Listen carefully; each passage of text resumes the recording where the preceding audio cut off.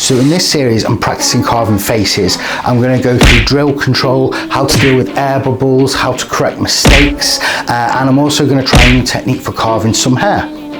So I've been through this in other videos. I'm just going to glue the picture to the front of a foam pumpkin.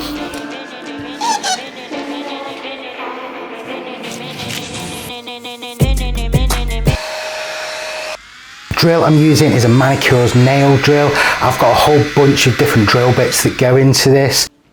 Some are better for small deep cuts, others are better for blending values together. To begin with, I'm going to use a sharp drill bit to start cutting out the shapes that the light is making when it's hitting his face. I've covered this lots in other videos, so feel free to go and check them out after this one.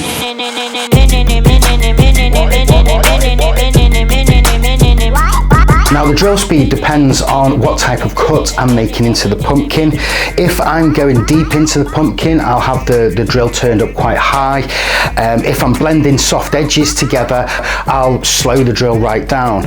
Now a lot of people like to use Dremels. I find that a little bit too powerful. Dremels tend to range from 10,000 to 30,000 RPM or revolutions per minute, whereas manicure's nails drills have a much greater degree of control on the lower end. So they range from 1,000 RPM all the way up to 30. I never go towards 30, probably the highest I ever go is around 20,000. But when I'm really blending soft edges together, I'll drop the drill speed right down to around 1,000 to 2,000 RPM. And I won't press very deep into the pumpkin. I'll just use the weight of the drill itself and just sort of move that backwards and forwards across where I'm blending together. Fuck! There's a massive air bubble right in the centre of his cheek. Now, air bubbles are a massive annoyance. They happen from time to time. I'm going to show you two ways in which I deal with them.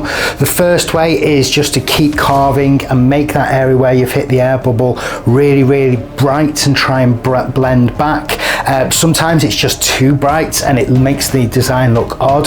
The second way is to carve a little dome around the air bubble and sink all the areas around the side of it and blend it back towards the dome to even out the distribution of light. Still makes it brighter, but you can, not as bright as going through the air bubble itself. Carving hair is something I really want to work on this pumpkin, so I'm going to try a slightly different approach. I wasn't very happy how the hair on the Homelander pumpkin turned out, and I've had odd bashes of hair every now and again and never been very happy with it. So instead of focusing on trying to carve individual hairs, what I'm going to do is carve the shapes that bigger clumps of hair make when they're grouped together, and then add in the odd highlight to give the suggestion of a texture. I'm going to cut some lines through the stencil with a small sharp drill bit to give the overall direction of the hair, and then I'm going to remove the paper stencil and broaden those lines out a bit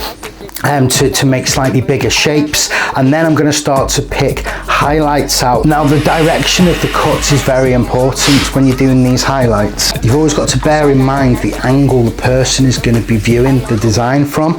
So say if you've got your pumpkin design on this side here, particularly as you get to the outside edges of the pumpkin's going to start to curve off. Now on the front that's fine, but as you get to the edges, if you start to angle your drill bit, then someone standing over here isn't going to see that highlight, because the highlight will just be coming straight out at an angle. So if you've got someone at the front viewing the pumpkin, you need to do the highlight on the angle the person's going to be viewing it at.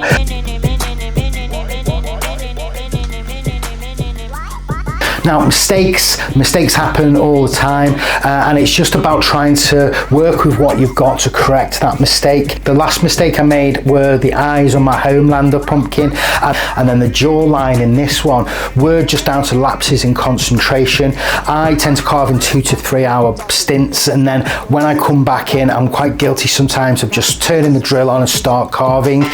Both of these mistakes happened at the very start of a carving session when I just sat down. So that's something I need to work on in terms of taking a deep breath when I first sit down, maybe start in an area that isn't quite as noticeable as things like the eyes or the shape of the face. Both of those mistakes have just been me sitting down miscalculating how hard to press or the speed of the drill when I've first gone in, and it's just I've lost control of the drill. And for the jaw, I just sat down and started sketching out the shape of a jaw, not thinking. Now this guy's got quite a symmetrical face, so what I'm going to do to correct this jawline is first of all carve the hair more around his face just to hide the mistake I've made. Then this guy's got quite a symmetrical face, so I'm going to take a piece of paper and with the light on I'm going to place that on the right hand side of his face that I'm happy with, and I'm going to use a marker pen just to trace out the angles of the cheekbone and then the jawline. Then I'm going to flip that over so to create a mirror image, just a template to drop onto the other side.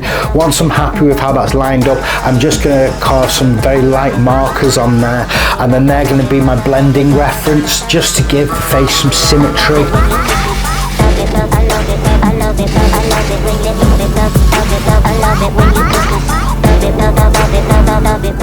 I hope you enjoyed this video. Like and subscribe if you want to see more from me. YouTube thinks you'll like this video next, so check that out and let me know what you think.